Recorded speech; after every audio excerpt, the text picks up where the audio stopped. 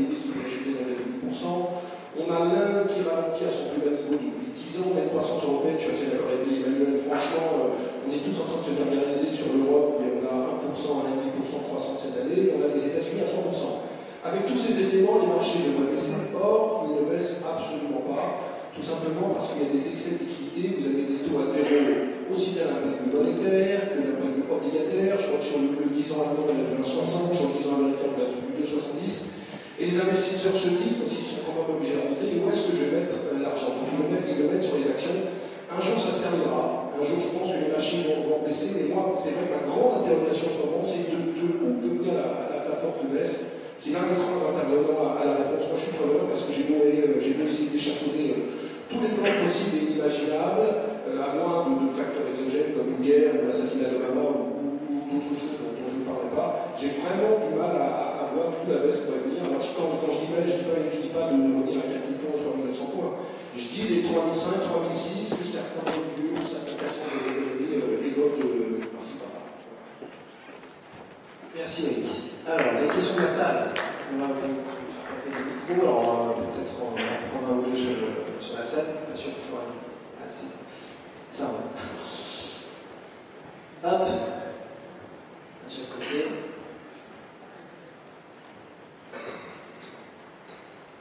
Des questions pour nos experts, avec Léonie, Jean-Pierre Petit, Jean-Jacques Cohen et Emmanuel Le Chypre. Allez-y, monsieur. Bonjour, je m'appelle Trader LM. La question que j'ai en fait est sur la BCE et ses potentielles interventions. On sait que les chiffres de l'inflation en mars, le CPI, vont être à peu près dégueulasses un peu partout en Europe. Qu'en avril, on va avoir des effets de base. Ma question est quel est selon vous le pricing des interventions de la BCE sur les mois à venir? Donc, quelles seraient les interventions possibles, sachant que évidemment, elle n'a pas exclu un LTRO ou une baisse des taux assez rapidement. Merci. Dernière question de la salle pour vous, Jean-Pierre. C'est vrai qu'Yves Beckman, le patron de la Bundesbank, hier, nous a un petit peu surpris. Alors, moi, je n'avais pas noté ça, cette évolution dans le détail ces derniers mois. La Bundesbank nous parle de quantitative easing, un peu à l'américaine. Ouais, c'est vrai que les Allemands sont toujours un petit peu en retard par rapport au processus. Ils ont mis beaucoup d'eau dans leur vin dans l'ensemble de la dynamique de gestion de la crise de la dette souveraine, et ça finit par déboucher sur l'OMT et toutes les améliorations qu'il y a eu ensuite, la création du mécanisme européen de solidarité, enfin bref, toutes les avancées qui ont permis l'interruption du processus de dégradation systémique. C'est bien expliqué à 18h par Alexandre Baralès, d'IG, pour ceux qui n'étaient pas là. Donc là, ils sont en train de s'apercevoir que l'inflation se situe à un niveau très bas. Et c'est pipeau où dès jeudi, là, dans 8 jours, il se passe un truc à Francfort. Écoutez, ce qui est certain, c'est que l'intervention de Biden est intéressante, c'est qu'ils sont en train de réaliser qu'un niveau d'inflation trop bas pose un problème, notamment quand on est des pays très endettés, quand l'inflation descend à un niveau très bas, et a fortiori lorsqu'elle passe en négatif, ce qu'on appelle la déflation, les taux réels mécaniquement progressent. Or, en macroéconomie, ce qui compte, c'est les taux réels. Ou dit autrement, avec le niveau de dette qu'on a aujourd'hui, Emmanuel en parlait rapidement tout à l'heure, je voudrais juste vous rappeler que le ratio de dette publique et privée en pourcentage du PIB, dette publique et dette privée, ménage et entreprise, en pourcentage du PIB de l'ensemble du monde riche, est encore aujourd'hui à 270%, c'est-à-dire le niveau record de toute l'histoire du temps de paix. Donc quand on a une dette mécaniquement très importante, cette dette est nominale, on doit 10 000 milliards de dollars, on les aura toujours. Si vous n'avez pas en face des revenus nominaux qui progressent suffisamment vite et qui progressent plus vite que les taux d'intérêt nominaux, vous êtes mécaniquement en difficulté. Le drame du Japon, depuis 20 ans, c'est d'avoir connu une croissance nominale quasiment nulle parce que l'inflation baissait un peu chaque année. La croissance nominale annuelle moyenne du Japon depuis 20 ans, c'est 0,4% par an. Il y a 20 ans, le ratio de dette totale, publique et privée par rapport au PIB au Japon, c'était 265% du PIB. Aujourd'hui, c'est 390%. Oui. Voilà. Donc l'Allemagne est en train, avec beaucoup de retard, de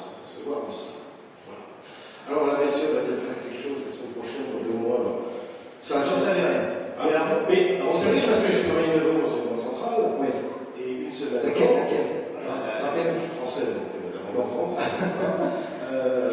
Et donc, vous savez, même les protagonistes ne savent pas forcément où se mettre avant. Ils étudient les choses, ils discutent, etc.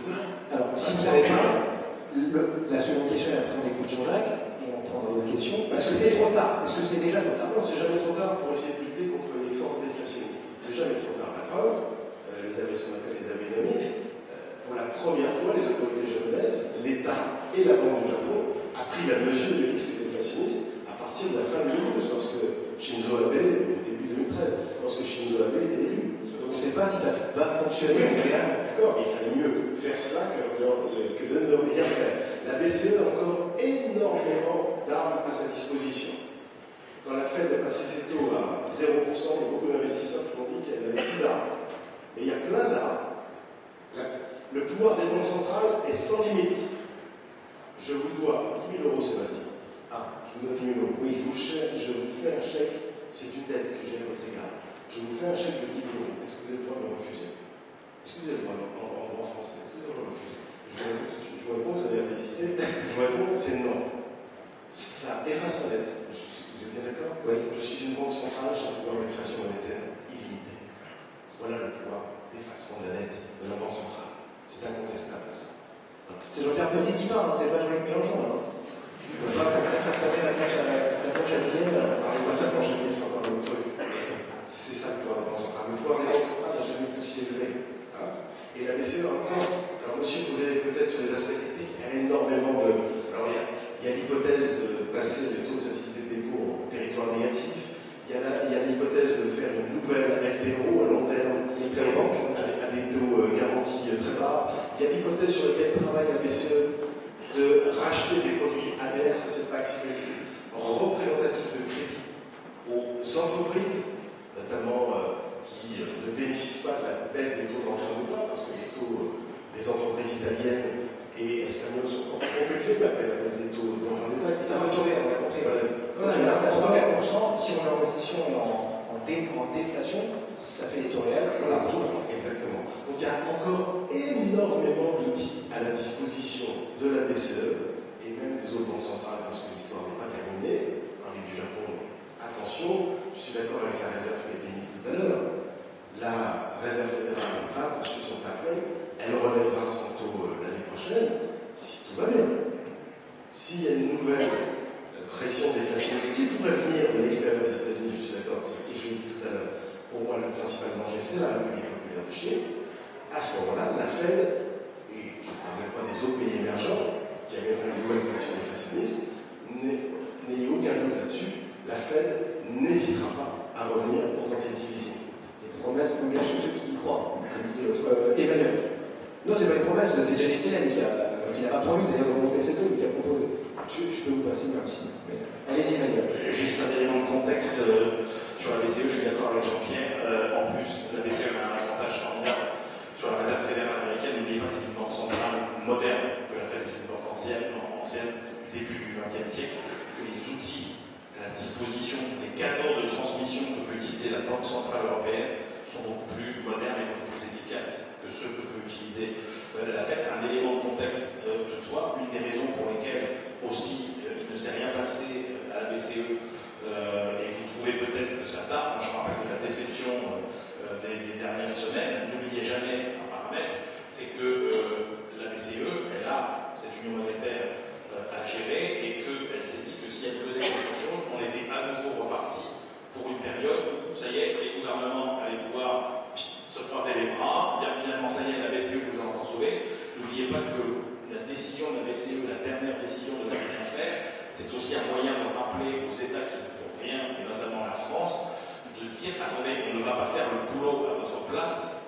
donc mettez au point vos réformes. Et je vous rappelle que ça intervient à un moment où on est en France, on commence à être acculé dans une espèce de corner, on se demande ce qu'il va y avoir dans les 50 milliards de baisse de dépenses publiques, il y a des très grosses échéances avec les agences de notation au mois d'avril, et donc la BCE se dit, ce n'est absolument pas le moment de relâcher la pression sur les pays qui ne font rien, comme la France. C'est un élément politique. Si certains banquiers centraux, il y a un élément qui peut changer la donne, qui est vraiment ce qui passionne l'Europe aujourd'hui, puisque l'Europe aujourd'hui s'est prise de passion pour ce nouveau Premier ministre italien, M. Renzi, par exemple, la Merkel en est folle, que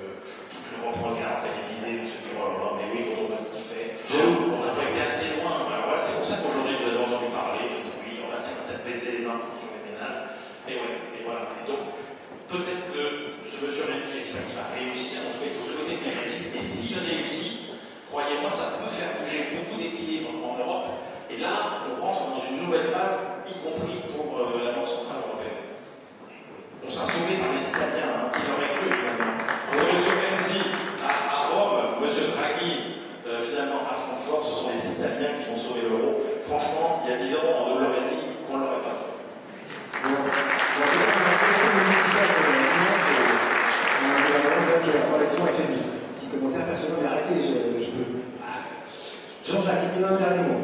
Et après, on répond à la question. Sur l'euro, d'abord, je vais apporter un point de vue de marché. Nous, ça fait à peu près 1 an que nous sommes positifs sur l'euro-dollar, un peu contre tous. Et pour l'instant, on a eu raison. Et pour l'instant, nos signaux ne changent pas. Qu'est-ce qu'on a connu depuis à peu près une semaine? Un FOMC qui a été perçu beaucoup plus restrictif que ce qui était attendu. Des déclarations, on en a parlé de Weidmann, qui envisage des actions de la Banque Centrale Européenne, et finalement un euro qui ne consolide pas beaucoup.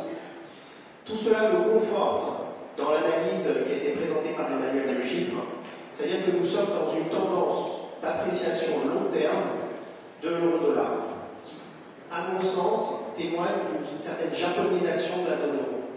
Alors c'est vrai que les actions de la Banque centrale peuvent être nombreuses, elle a beaucoup de marge de manœuvre, mais à mon sens, la BCE est dans une prison mentale. Elle a une politique monétaire complètement différente de la Federal Reserve, de la Bank of England, de la Banque du Japon. Et aujourd'hui, elle est très réticente à mener un quantitative easing. En termes de marché, je vais donner un point de vue de marché, alors que nous avons des bulles sur le high yield d'Europe, une demande frénétique sur les dettes risquées de la zone euro, notamment le Portugal, la Grèce aussi. L'Irlande, on peut citer même la France. Il me semble qu'aujourd'hui, la BCE n'est pas prête à un quantitative easing.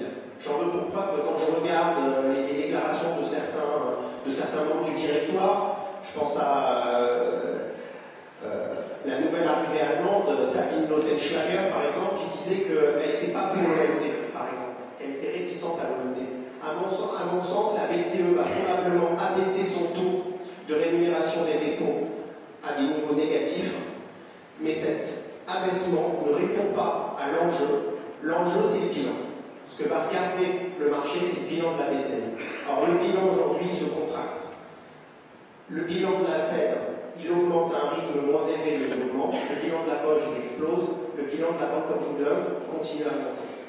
Donc aujourd'hui, il faut faire attention à l'euro.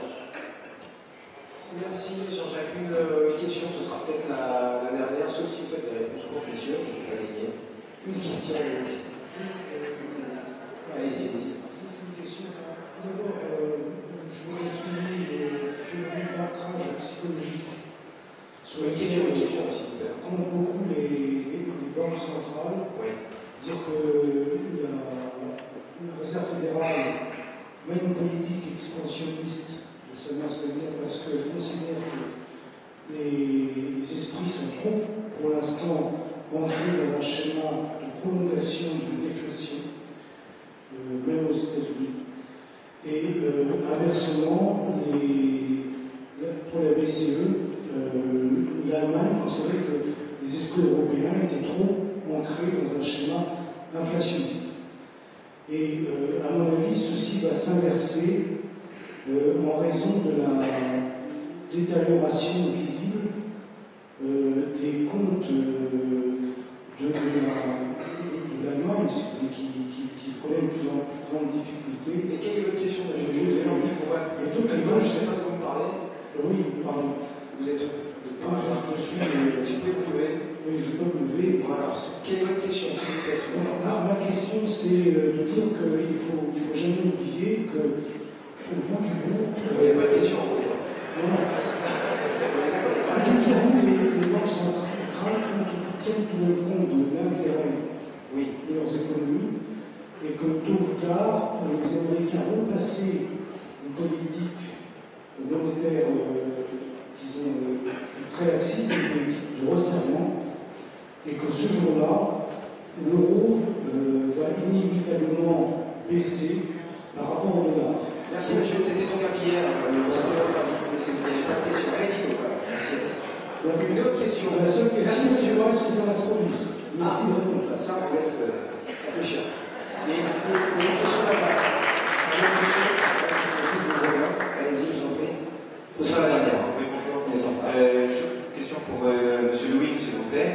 Vous avez parlé des small caps, et je voudrais savoir si, à votre avis, il est encore possible de jouer sur la hausse des small caps, enfin, la hausse des small caps, via un indice européen qui englobe aussi donc, des valeurs italiennes, espagnoles, etc., pour éviter précisément les problèmes de bulles que vous avez évoqués. Est-ce qu'il reste encore un peu de potentiel? Écoutez, il y a peut-être un peu plus de potentiel, je rejoins ce que dit Emmanuel sur l'Italie et sur l'Espagne. Maintenant, attention quand même, parce qu'il faut trouver des analyses financières pertinentes dans ces pays-là. On ne va quand même pas à l'aveuglette via Boursorama ou via un autre broker pour acheter une action en Italie, en Espagne ou au Portugal. Bref, il faut faire très attention. Moi, je vous dis la vérité, moi je préfère rester sur mon marché domestique, tout simplement parce que je maîtrise mieux les sociétés, parce que je peux rencontrer les entrepreneurs, parce que je peux voir les gérants. Sur d'autres pays, c'est quand même un petit peu plus compliqué. Donc faites attention, allez peut-être en Italie, mais faites bien attention dans les sociétés que vous allez décortiquer et essayez vraiment de les décortiquer parce qu'il y a quand même moins de brokers là-bas spécialisés sur les petites sociétés, c'est-à-dire sur les capitalisations inférieures à 150 millions d'euros. Merci. Complément de réponse. Et je voudrais juste dire que sur le Stocks Europe Small